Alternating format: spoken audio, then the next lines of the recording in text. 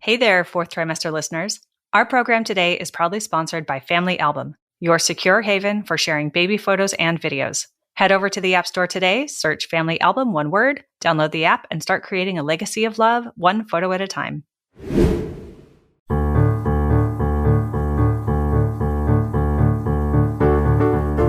Hi, I'm Sarah Trott, and welcome to the Fourth Trimester Podcast. I'm a new mama, and this podcast is all about postpartum care for the first few months following birth, the time period also known as the fourth trimester. My postpartum doula, Esther Gallagher, is my co-host. She's a mother, grandmother, perinatal educator, birth and postpartum care provider. Fourth trimester care, our topic, is about the practical, emotional, and social support parents and baby require. And importantly, it helps set the tone for the continuing journey of parenting.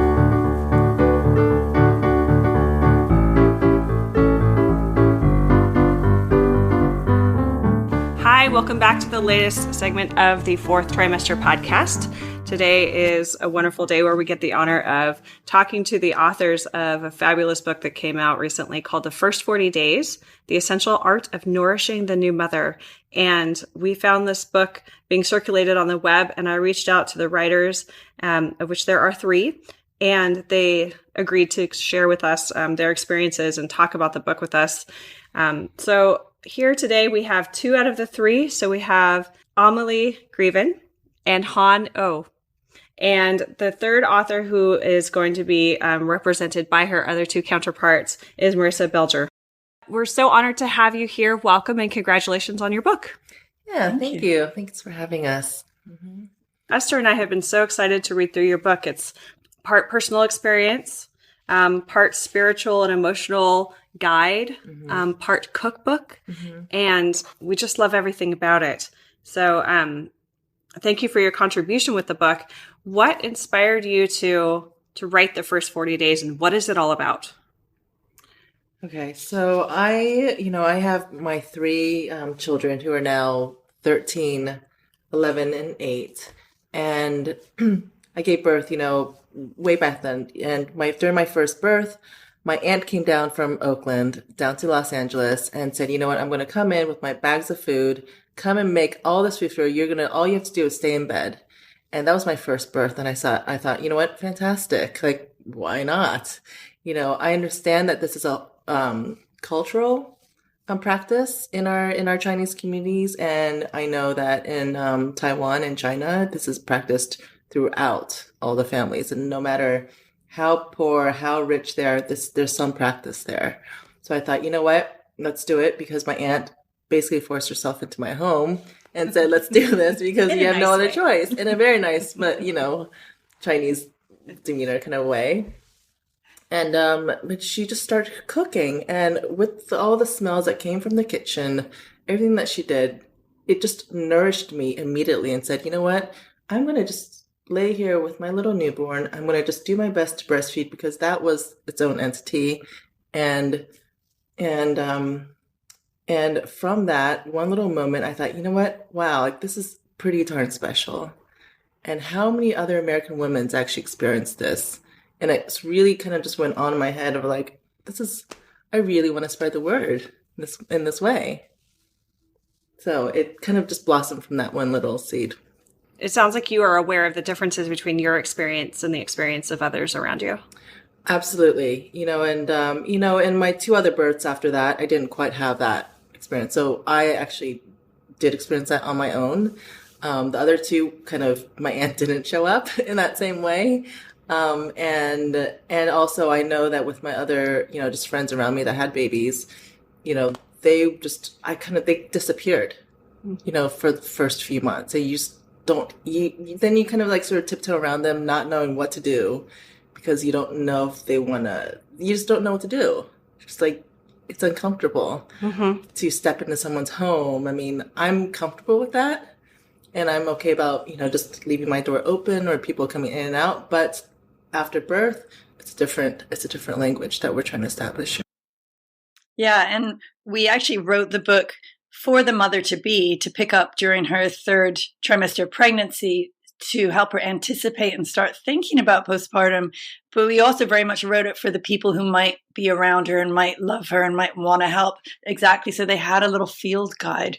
What would she possibly be experiencing? What would be supportive? What wouldn't be supportive? And how, if I do really want to show up for them, how could I do that best? Because we talked a lot as we wrote about it, about how challenging it is to negotiate all those conversations of who I want in my home, what kind of support I want. It's so hard to do that after the baby's here. So we wanted women to gently start the conversation while they still had some time, space, and energy to do it in the way that supported them. So the book is to pass on. And we even said at one point, if you feel uncomfortable asking for help the right way, just show them this book and hopefully they'll absorb it and see, what it is that would help you, not what they want, Mm-hmm. So I'm holding a copy of the book in my hands, and I've got a bunch of my little tabs where I marked up all of my favorite places. It's just so well worn now at this point. And I think that one section in particular that I really loved, which might speak to what you're describing as being a guide, is this list of the 7 factors that influence the postpartum period. So it's like questions to ask yourself before baby arrives. Exactly. Yeah, we were very much into helping not just set the space that you're going to be in, your home, and set your pantry with all the ingredients, but also set your mind to what's going to come. Because I think probably for a lot of women going through their pregnancy care in a more conventional fashion where appointments are quick and your doctor probably doesn't give you much time, these conversations may well not come up. And so we wanted to offer a space to contemplate for a moment. What's it going to be like? What might it feel like when all this change starts to occur? And if you want, we could just briefly talk about the 7 sort of questions, if that's helpful. Yeah. And you know what? My take on that it's really about having an inner voice with the mother first. You have your voice to yourself first, and you ask yourself, what is it that I really want for myself? And then, it's a continual question that you ask yourself throughout your livelihood of being a mother. But I really wanted to stir something up inside the core. And then you start to, then you reach out to the people that are close to you that you trust. And you start reaching out and asking them to advise or to help or to support you. So the key is, as we're going through this step by step, is that what truly do you really feel inside? And how do we really support you on that? Mm-hmm. It's interesting, Han, isn't it? Because sometimes what comes up might go against the grain. I know when I had my daughter, and I was older by conventional standards, so I was actually 40 when I had my daughter, and I just knew I didn't want my in-laws to be there, and my own mother couldn't travel. I didn't want the hustle, that energy. They're wonderfully helpful, but I just knew there'd be this sort of hustle, and I wanted to sink into this experience of bonding with my baby. And I was like, you know what? I think it's okay to say, come visit when she's 3 months old from the other side of the country. They had to travel. Yeah. And I know that's harder for younger mothers, especially. I often hear that, like, how could I say I don't want them there on the first day or the second day and 7 people in my house? So it's such a powerful thing to maybe have some other women tell you through the book, it's okay to have those thoughts. Now let's help you articulate them, Absolutely. And you know what, that's so great about your practice too, Emily, as knowing you, is that, you're able to create that space for yourself no matter where you are in your life and no matter where you are in the world. So, so that's why it's important to take this time to say, wow, I really have this opportunity now after birth to, it could be 20 days, it could be 10 days, it could be, 2 days. It doesn't matter how many days that you can actually accomplish this time, but it's really about carving that time out for yourself. I want to put in a plug for postpartum care right here, because I think often family members are, of course, they're driven, sometimes a little mad, by the desire to see the new baby and get their hands on that new baby and say hi to you. But underneath that desire to say hi to you is often a real concern for their own child, right? That you're their baby And now you're going through a really enigmatic process, pregnancy, birth, and postpartum. It's enigmatic because they don't even want to try to remember theirs. It was probably very fraught in some way or many ways. But they're really concerned that you be well cared for, even if they don't know how. And so what I find often is the case when I'm interviewing potential clients is that, the parents to be are kind of not even considering that there's a process to be, that they're going to be going through because they're so immersed in the pregnancy and focused on the birth, which is why it's brilliant that your book invites them to think of the end of pregnancy as a time to be considering the fourth trimester. But I have found often in my 37 years of practice that often that sort of the strain that comes up between grandparent and new parent, or parent and child, as it were, is I'm worried for you and you're telling me you don't want me to be there and I'm not going to stop worrying about you. So I'm going to push this and you're going to feel pushed and it's uncomfortable. And then when they can say to their parents, well, we've enlisted, this person or these people to support us in just these particular ways that we believe are going to be particularly nourishing and supportive, they can calm way down, and they'll be happy to Skype to see the baby and then come out and visit at 3 months. That's a really interesting that little intervention. Yeah, that little intervention can be taken down from a really fraught emotional place between parent and child, who's becoming a parent. If you've had this process, if you've been able to say, then having undertaken to read your book or, interviewed with a few postpartum doulas about what will you do? How will you help me? And then relay to the grandparents to be, we have people who are going to really, really take really good care of us. Often these days when people are giving birth at 40, their parents aren't able-bodied enough to take care of them. That doesn't mean they're not anxious about it. Doesn't mean they don't want to. Ask them to give you a nice gift of a postpartum doula, Totally. There are things that they can do to feel like they're really participating in your care so that you can take good care of their grandchild. Yeah, I love that. I mean, we're an action-based society, so we want to, step forward and put ourselves, we want to do something. And I love, there's so many different ideas, which we're now expanding to, which is fantastic. And my whole goal is to really take postpartum as a real serious time in our lives, as serious as birth, as serious as pregnancy. Yeah. That's our goal here. I think that's everybody's goal here, on this conversation. Yeah. We recently interviewed a woman, Lisa Chin, who also experienced the 40 days.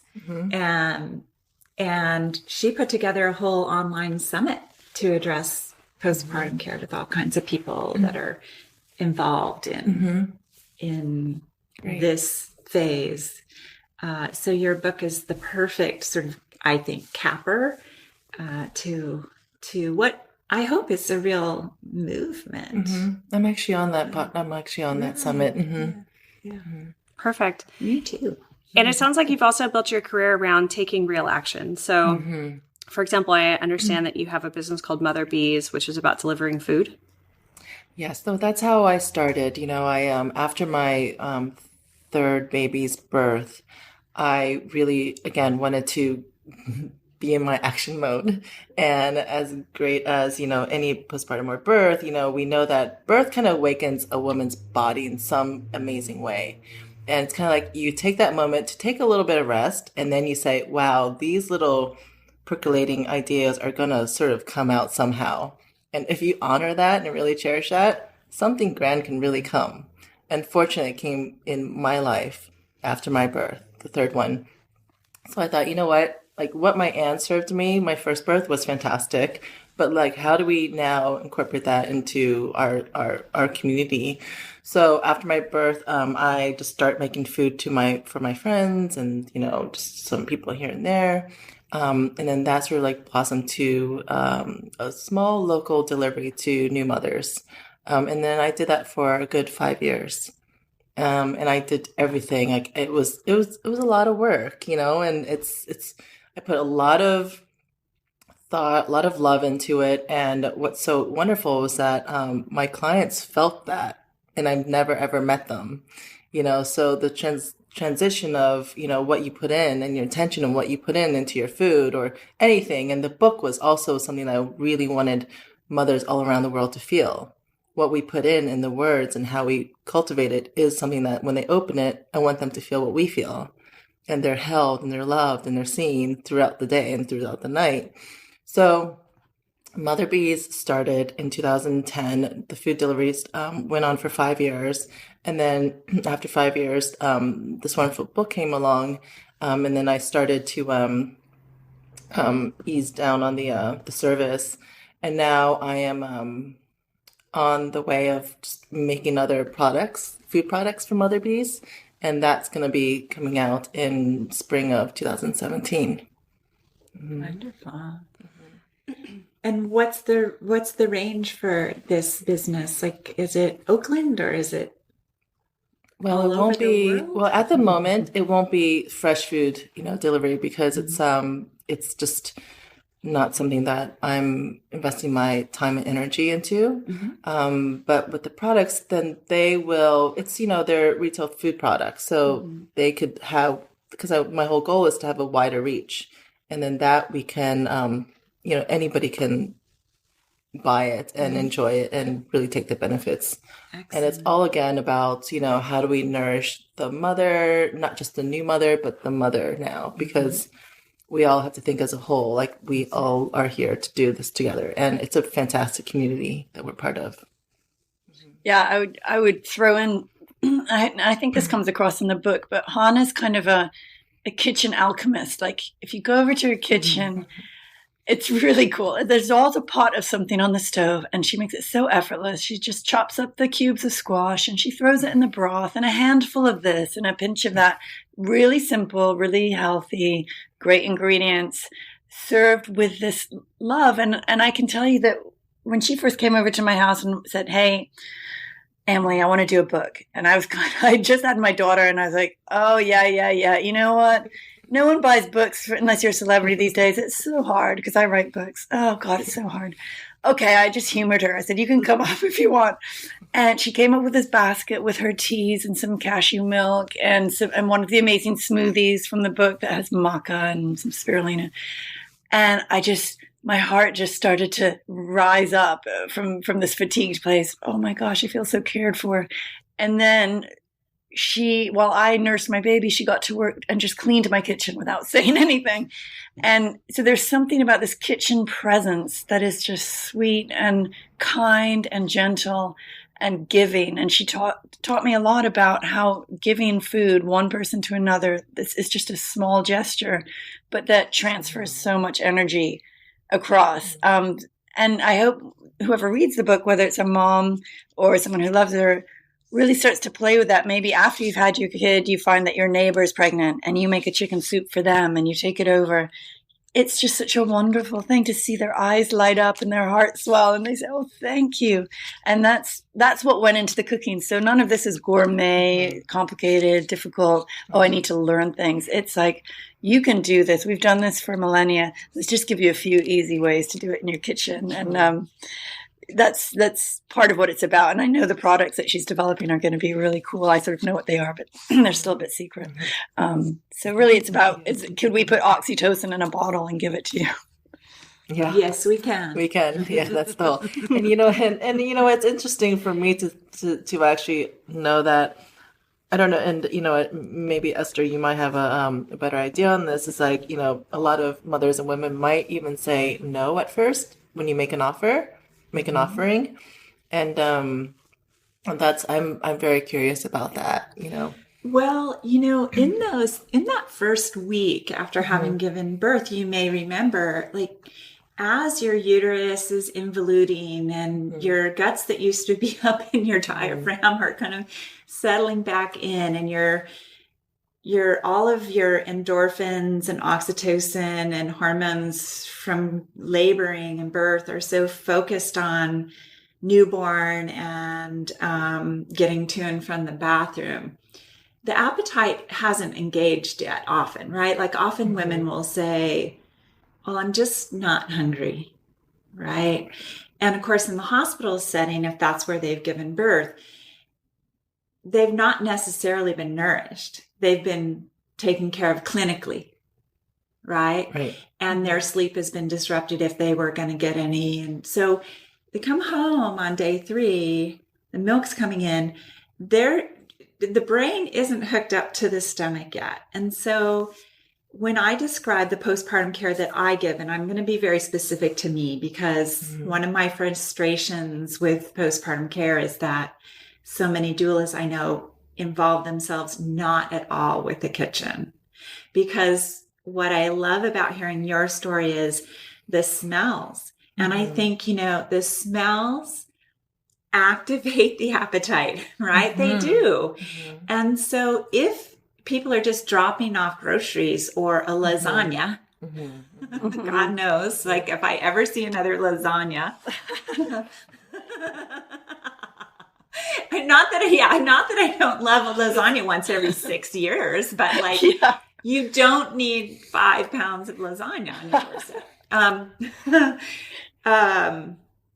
your doorstep. It's just a different thing to have a soup or a stew or a, whatever, cookies baking in the oven, right, and wafting through the house, and, Ben would bake bread. I mean, if that doesn't get your digestive juices going, right? So I think, and then what I do with clients, as Sarah can remember, is I'll say, I'll tell partners, for instance, like, don't ask her if she's hungry or what she wants. If she has to think about it, she'll say she's not hungry. And that's what happens. That is what happens. Right. I see. So what your job is when I'm not here for the 21 hours before you see me again is just put this beside her where she can reach it. I love that. It disappears. It disappears. Yeah, Sarah remembers, like, whoomp, it was gone, where's more? So, so I do think that nourishment is key to recovery, no matter what you're recovering from. That's and true. Birth is something that we do recover from. Maybe we just had a stitch in our vagina, maybe our nipples are torn up from breastfeeding a tongue-tied baby. Who knows what we're recovering from? But we're always recovering from something. And if we just look at it in terms of the uterus and its recovery, getting the right amount of protein and minerals and all of those things to help the body do the job that takes 2 weeks to do to get that uterus back to where it's supposed to be, so we don't bleed out. Yes. Right? So bad things don't happen. It's why in Asian countries we developed this very strict, perhaps one would say, protocol of, I say we, protocol of keeping moms in bed, keeping them warm, keeping their babies at their sides breastfeeding, and feeding them appropriately day and night. So I'm just passionate about this. Like this is my whole gig in life. I love for that. many, many years. And now I just was sitting here thinking, I'm super inspired to become a postpartum trainer. It's not that the postpartum trainings that are out there aren't lovely, but I think, Han, you and I are going to use your book as a text and teach doulas to cook, because I can't tell you how often I meet a new doula and I ask her, so what do you make for your clients? Like, make? Right. Food. Do you prepare food for your clients? It could be I so love that. easy, isn't it? It could be 3 ingredients, nothing too crazy. You know, it could be just some sort of smell, as you said. And as we are all animals, it will get eaten if you're hungry. Yes. If it's left by your bed, it's an animal instinct. You will, you know, eat it, drink it somehow. Yes. That's And nobody what's eats their placenta anymore unless it's in pill form. So Hey, I did. unfortunately, you don't have that you immediate don't, like, big nourishing karma-free yeah. meat Right. that gets you started, Right. hormone rich, you know, gets you started. Yeah. So Yeah. unlike other great apes, you don't have that. Yeah. You'll notice in the book we took the controversial route of including placenta smoothies, which I'm sure a lot of people are going to go, "Oh my god!" And but it's not that came out of my at all. yeah, that came out of my Yeah. experience, and my it was so funny because my husband, he just loves all things herbal and medicinal and sort of experiments like crazy, and he said, "You're going to do placenta encapsulation. Why wouldn't you just have it raw? Wouldn't it be more powerful?" I bet Han did that, and I don't know if she did, on. but he used to Han and said, "I bet she did it." And so the challenge, he like laid the gauntlet. I was like, "Oh, if she can do it, I guess I'll do it." But honestly, I had that my wonderful I didn't do it. By the way. Sadly, neither did I, and I feel wish that I it did. really was a deficit, created a deficit. I want to have another child just to do it, really. Just to do it. And I do feel it contributed. You felt, because you felt the difference. If you've seen Totally. our Facebook page, Sarah has been posting from a page that we've linked to called American Afterbirth. And what's hilarious about it and your story, Amely, is that it's a dad who's making the movie about placenta phage. It's a guy who are just hilarious. And I love it. I mean, I love that it's a dad. Of course, he's going to be marginalized, is out of his brains, but he's right. Like, It's primal. Yeah. The funniest thing is he's bragging about him eating his wife's placenta, which I was like, wait a minute, that's for her. What do you mean you're eating her placenta? And there's only so much that goes around. I mean, and that's it. Yeah, I think he's taking the Stein approach. He's a food writer, isn't he? And so he sort of sees it as extreme eating. Oh, Neat. But that's so neat to spread the awareness. And we had actually an entire episode, listeners, if you're interested, we have an entire episode. You can look in our back catalog on our feed. We have like the history around that and how, we talked about how Kim Kardashian ate her own placenta. Really, really fascinating. So, but like, to be less scary, what is the top 1 or 2 recipes in the book that you like? And just tell us a bit about those. Well, I bet, Han, I bet you would know, say that the chicken date ginger soup, huh? Yes, Yeah. I know. And you know what? I must say, I mean, on a personal front, I love pig trotters.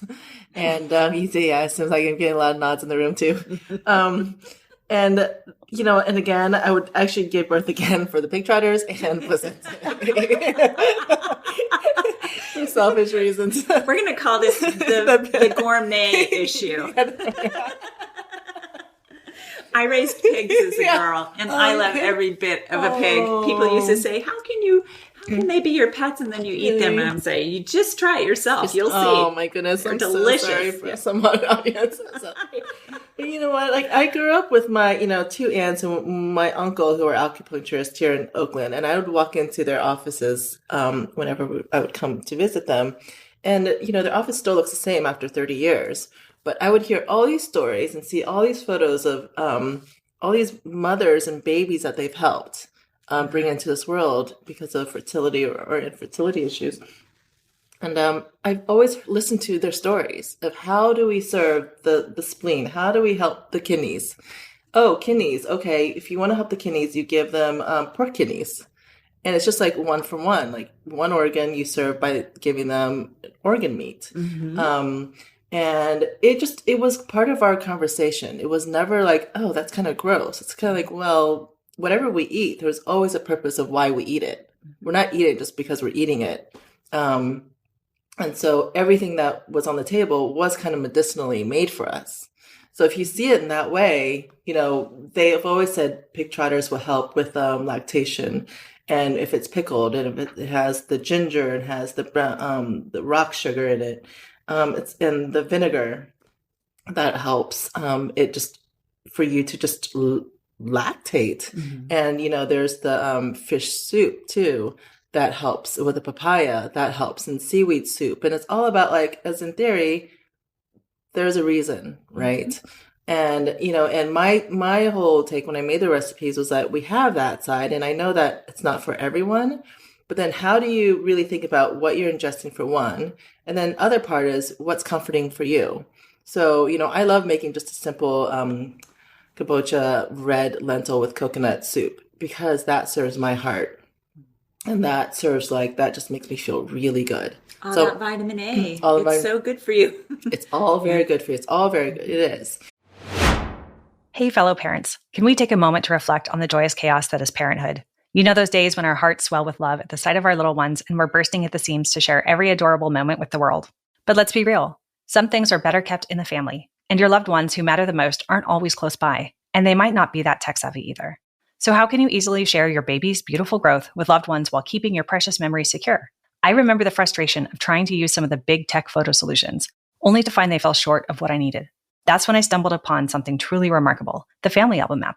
The Family Album app was created to give parents a secure and easy way to share photos and videos with loved ones. It's an orderly and totally secure haven for your family's personal memories. I love that there's no third-party ads, no unwanted eyes, unlimited storage, and that it's totally free. So to all the parents who are out there still trying to use other messaging apps for your kids' photos, it's time to level up your family photo game with a free photo sharing app. Head over to the App Store today, search Family Album, one word, download the app, and start creating a legacy of love one photo at a time. And it's kind of well, what's going to make me feel good? I want that. Yeah, sometimes the chips and that will make me feel good, and I might take that, but that's a small percentage of my my diet, and it's fine because again, it makes me happy. And our whole goal here is how do we strive to just pull this out and hopefully shine light on this beautiful woman who've just gone through this process and say, you are here, you're going through this experience, and how do we just make you this most beautiful seen person and not worry about your body weight, not worry about anything else besides how do we serve your heart right now? And let's kind of do it through your belly first because that's easy and it's fun. That is the way to the heart, right? Yeah. Not just in men. Not just in men, no. I was going to say, Han, that's just why we included some delicious treats in there too. We really thought about it, because we're all quite healthy and yada, yada. But we're we have to have these delicious, sumptuous sensory treats too to, in every tradition, particularly in Ayurveda, there's a bit of sweet will kind of balance you out, not just raise your spirits, but calm the vata or the excess wind. So we also put delicious, a little spiced egg custard, soft, unctuous, creamy, sensory things that remind you there's delight when you're just exhausted. And my favorite recipe came from a wonderful midwife in Phoenix called Shell Luttrell, who's so cool. And she told me the minute, just like Esther just said, when the baby's born, I go into the pantry, I whip out a bit of cornmeal, a bit of cacao, some maple syrup, some cinnamon, some chili powder, and she makes this really rich, warm hot chocolate that's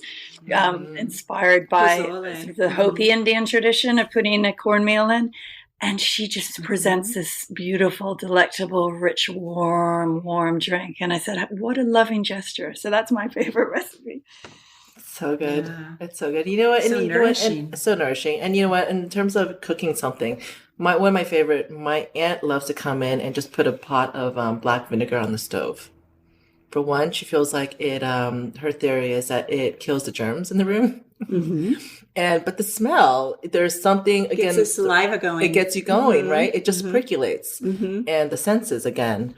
And that's what we're saying. As simple as that. Something as just, not like you're drinking it, but there's something that's kind of prickling in the air. When your nose picks it up, it goes to the back of your brain and lights up your animal. That gets going. Gets and you hungry. Have this wonderful soup on the side that's going to just kind of get you. Tell us about black vinegar. Black vinegar. Well, that's just, it's like, in the Chinese kitchen, we have very simple ingredients. Black vinegar is definitely one of them. Sugar is another. Oil, salt, very, very simple. So, they really flavors, the umami flavors, and they rely on the ingredient because all the ingredients are fresh. It's always, they often go to the store daily, and they rely on the flavors and the power of the freshness. So the vinegar is always there's always a base to it, because of the 5 flavors. It's either, the percentage of more of this or more of that. But if you go to my aunt's kitchen, it's kind of just those 5 flavors. It's really it's an empty kitchen, but what she pulls out from that is incredible. And she's one of my favorite cooks. And so she'd always say it's always black vinegar, and then it's wine as well, because that helps, pull out the vinegar, or it helps with like the alchemy of the food, right? And how that will kind of protect you. And it's all about preserving the body. How do we preserve the body? So, and maybe it's about being vain, but we want to look young. We want to feel young as long as we can. And we want to be healthy as long as we can. And that's why we want to just take that moment to just preserve it. And if it's black vinegar, then it's black vinegar. That's what we're going to do, because Auntie says that. Right on, Auntie. So let's say we have some new parents. They're preparing to have a baby. What do you have? And I want to reference this preparation list that you have here. Like, what are the essential questions that they need to be asking themselves or thinking about? I think probably one of them is going to be, one of them is going to be, how is your space set up for you, for mom? We talk about, there's a lot of attention on the nursery being beautiful, looking just like a Pinterest board and accessorized. But actually, the baby's not going to hang out in the nursery, and not for those first few days. It's going to be on your body. So is your bed comfortable? Is there a cozy chair you could sink into? You're not going to want to move around. Do you have just the furnishing set up so you can be in your cocoon? So we talk a lot about setting up your little cocoon. And then the second big question, how am I going to eat? Who's going to feed me? We help the reader gather supplies during the 3rd trimester, which we call the gathering, and stock her pantry and put some basics in the freezer with some of our recipes for broth and so forth. So how am I going to be fed, which we've already talked about. We talk about, again, that question of who do I want around me, as we already talked about, who will be supportive. So we talk about assembling your helping hands and really thinking about that. And then a really key one is, what's the effect going to be on my relationship with my partner? Just trying to think it through. How do we do when we're under stress and we're sleep deprived and we're hungry? What are our patterns? How could we talk about it in advance of, I might get a bit snappy and I don't want you to take it personally. And we help the woman see there are just little things you can do to acknowledge your partner, because remember, you, as tired as you're going to be, they're not going to get the oxytocin rush in the middle of the night from nursing that helps them fall back to sleep. They might even be more tired than you. They might be wondering, what's my role here? So really talking through some expectations in your relationship beforehand. We call it fortifying your relationship.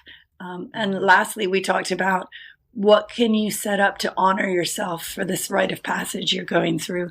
And you might want to think about either something lovely and group-oriented, like a blessing way, which we talk about in the book, a gathering to honor your transition to motherhood. Or it might be little simple things like having a friend come and just hug you and give you a foot massage. But we lay out a sort of 5 general areas to think about during your 3rd trimester. It seems like a practical and helpful exercise for a new parent to go through, like a woman who's in her 3rd trimester or a couple who's about to adopt a baby, just to look through this list and maybe journal what all of that looks like for themselves or the people they're caring for to a degree. But really just for the person who's about to become a parent, like really think through those things and be aware. Because I mean, I get the feeling that had I not been asked some of these questions by Esther when she was helping prepare me, I probably would have just defaulted. Like, I don't know, like it would have been things that I was aware of, but I wasn't necessarily just sitting down and truly thinking about the answers to. What would be your default? Because you're a career, driven woman and new mother, what, I don't know, what were those default actions like, or thoughts that came to your... I think the default for me would just be to look back to like, I think my own experiences when I, whatever I can remember about my mom telling me about the way she raised me or my brothers.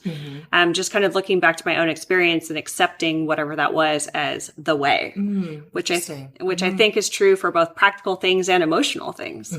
Like to look back and say, okay, well, my mom didn't have necessarily a lot of care. Like I'm aware that my dad's mom was there helping her out a little bit, but I got the impression that she did kind of a lot of things on her own and didn't necessarily prioritize her own care.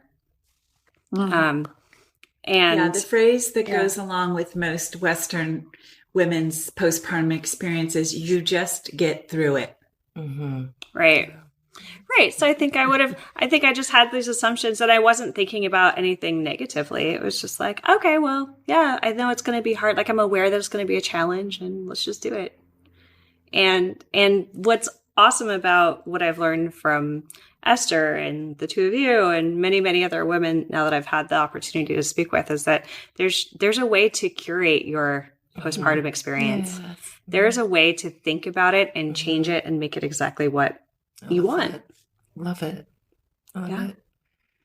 And that's given that, as I said before, it is enigmatic, much like pregnancy, much like birth. You can't plan it.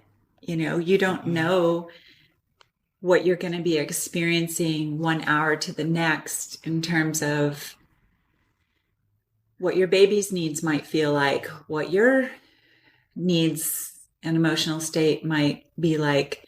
But you can know some things about it that are true for all of us, which is that you will be healing, you will be recovering, you will one way or the other be establishing a relationship around feeding your baby. You'll need to sleep, you'll need to eat, you'll need to use the bathroom. Natural instincts, right? Yeah. And I love the notion of using or taking the opportunity to train other people on how to take care of new parents. Right. So I would love to just talk about that. Like what are the top recommendations you have for people who are about to take care of someone else? For the other party, right? Right, yeah. For the grandparent or friend or whoever it is. That's wonderful. And that's why the conversation needs to start earlier and not during birth, not during labor, not when you're like... Not 2 weeks postpartum. Not postpartum, yes, 2 weeks when you don't know what's going to happen, right? And so that's why the key for us is to have it, in the second, the third trimester, just when the nesting and the physicalness is just wanting to build that home, that bedroom is happening. So, I would say, pick one or two, really important, maybe female friends and your partner. And, first, with your partner first, because you have to always work with your core first, right? Yourself. So it's, first, I think it's important to have that one conversation or several conversations with yourself first. What are your needs? Like, how do you want to fulfill them?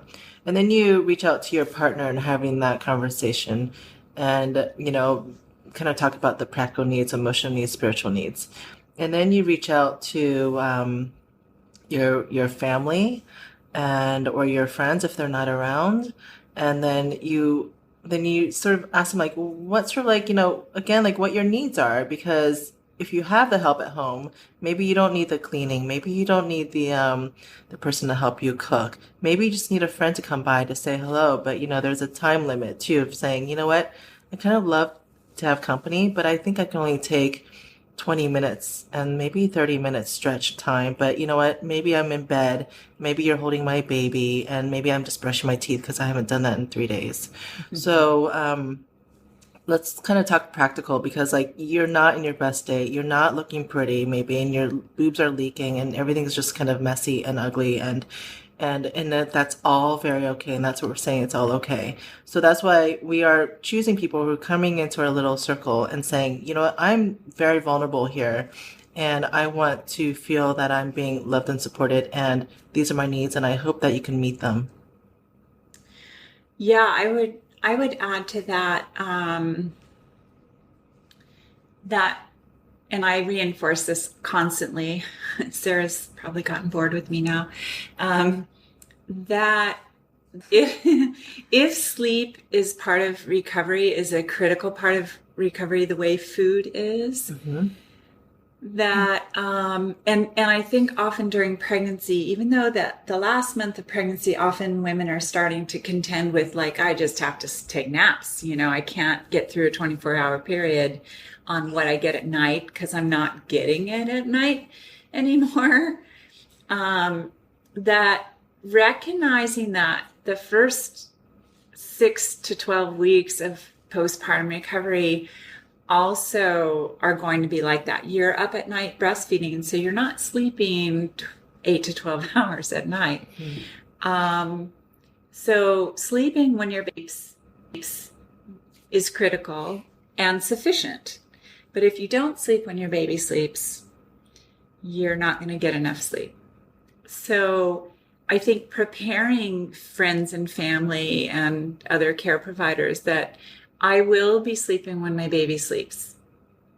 So if you're going to prepare me a sitz bath, don't just make it and then tell me to get in it. Check in with me so that we know that the baby's breastfeeding now, and maybe I'll be breastfeeding in the tub to have my sitz bath, because once I get out, I'm going to jump in bed with the baby and sleep. That's a more technical example in a way, but feed your new mom while she's feeding her baby. If that means spooning the food into her while you chat and she breastfeeds, great, because then she's nourished, the baby's nourished, and they can both sleep together and have a full sleep, because she's not going to wake up hungry. Right. I love that. So I think, these are like strictly very practical tips, but it's not how we think, right? We think, well, as soon as the baby's asleep, I can do what I have to do. Right. And I remember when I did not do that, the breast infections came. And then I was dehydrated because I didn't want to drink 8 glasses of water and go to the bathroom 16 times a day. But then if I didn't do that, it really showed up in my breast milk, for one, and the infections came on immediately. So when I started to nap, when the baby napped, everything flowed a lot better, and my mind just settled. That just it's a cycle, isn't it? Yes. If you don't catch it early, it's just gonna catch you sometime, right, down your life. And you said your mind settled, which touches on a critical health issue in America, which is that we're now seeing that 20% minimum of women experience mood disorder during the postpartum period. Well, why do we think that is? We have a structure that traumatizes them during birth, then takes care of them in the clinical sense for 2 days, but doesn't allow them to sleep, then sends them home on day 3 when their milk is coming in with no support, and doesn't nourish them. So we could, as far as I'm concerned, we could bring that number way down if we were preparing women and their families to sleep when the baby sleeps and eat when the baby eats. Yeah. Right. That makes a lot of sense. Yeah. And very, very simple, right? That's what we're saying. Very simple, because we're here to mother the mother. Yeah. If we think of that as a concept, then it's just, and she's not a baby, we know that, but you know what? We all have those basic needs, and we all still have those very simple needs. Well, when people have to be hospitalized because they were in an accident, somebody feeds them and bathes them and, does everything for them because they're in recovery. Yeah. And this is where we fail to acknowledge it for women. So often in life for women, right? We're never in recovery. Exactly. We're super women. We're always taking care of everybody else. But there is a way to be both recovering and caring for your baby at the same time. Right. It's not an either or proposition. No. So, and your book is just so lovely in acknowledging that. So please. Thank you. I mean, and my belief is like, when we do that and, and I know a lot of people say, wow, 6 weeks is so long and 40 days. And wow, I don't think I can stay in. I need to go and show up, like do the outside stuff. But then but if I know that when a woman is, when we have our little power juices going, like we could then come out of that recovery period, quote unquote, because we're not sick. That's for one. We're not. We're just, our bodies are just going back into internally going back into place. The organs are. But if we do that, we come out and we can feed thousands of people, or we could do so much. We're making milk. I mean, that's pretty incredible already. But we can come out and work and do this and do that. But it's pretty powerful, and you're making milk. I mean, it's outstanding. I mean, so again, we know that it's there and we want to tap into it and say, wow, it's in us. It's in all of us. We all know this. Basically, I believe that every woman out there know the basic instinct of what we talked about in the first 40 days. And we're just here to really say, it's in you. Let's really pull it out and be the best of who you actually are. And let's take this moment because you're, A, B, and C, and you just gave birth to this life that you just made. I mean, that's incredible. I mean, let's take that and celebrate that. That's outstanding. Well, and right? I think the part that's that I always try to bring forward for families that's sort of secreted in your title, the first 40 days, is something that my gay Chinese Tai Chi teacher says. We talk about my work and he says, everybody knows that this expression in Asia, which is 40 days for 40 years, that the way that a mother is supported in her first 40 days is going to show up 40 years later in her health and well-being. And, look, women have to then be grandparents. Right. We have to sustain the family for many, many, many years to come. It's not just squirt a baby out and get on with life. So I think that, and we don't acknowledge that in the West. Yes. And I think it's why we see so much breakdown in physical and emotional health in relationships in the West and relationships. Yeah. That was one of the things from the book that really stood out to me was that in Suyuze, I don't know if I have the right accent, but in that practice, traditionally they talk about it's not just a time of recovery, but of actually establishing yourself as more beautiful, more radiant, more enlivened than ever before. Traditionally they saw postpartum as one of three major junctures in a woman's life, so puberty, postpartum, and menopause, where a huge shift was occurring that when done wisely with proper care is super empowering.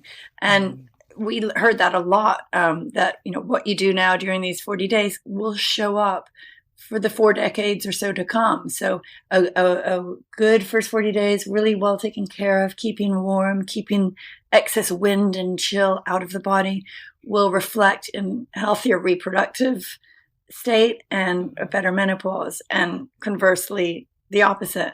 So exactly, I found that in all my sort of research, and in Ayurveda they would say 42 days for the next 42 years. It's pretty consistent worldwide. So interesting. Yeah, no, it's great. I mean, and I remember, with, my midwife is this, she's Sikh and she does, she's a home birth midwife.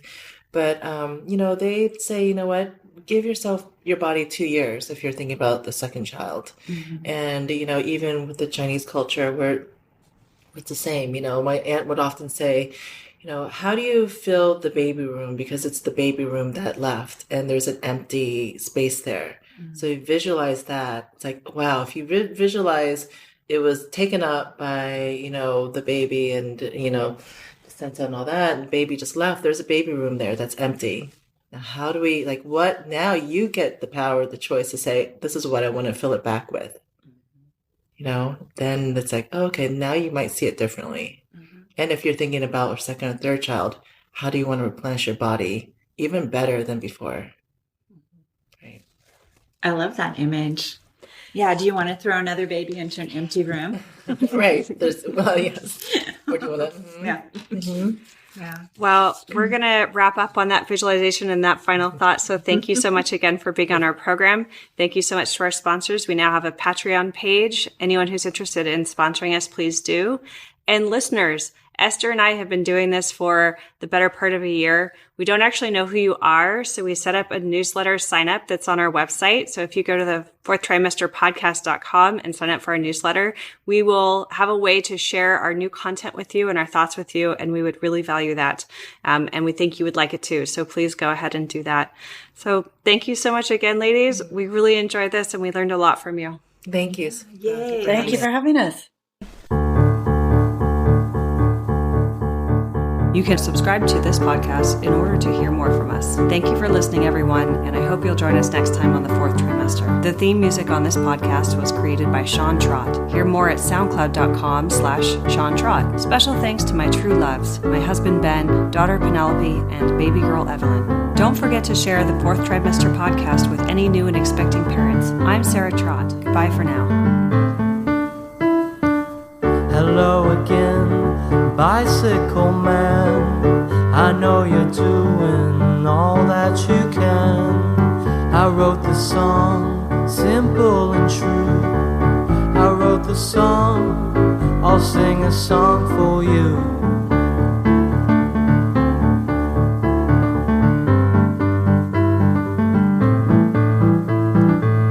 You got your wheels, you got your gears. You ride around town without any fear. You got your pedals, you got your brakes. You always wear your helmet for safety's sake.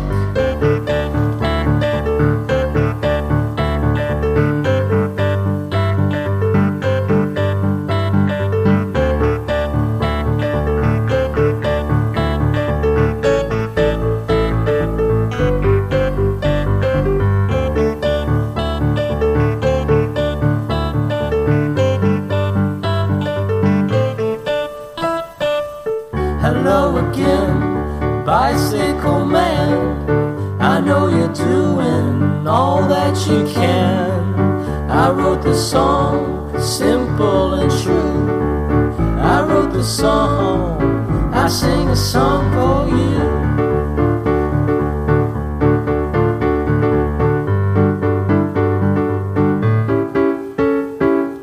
Hello again, bicycle man. I know you're doing the best that you can.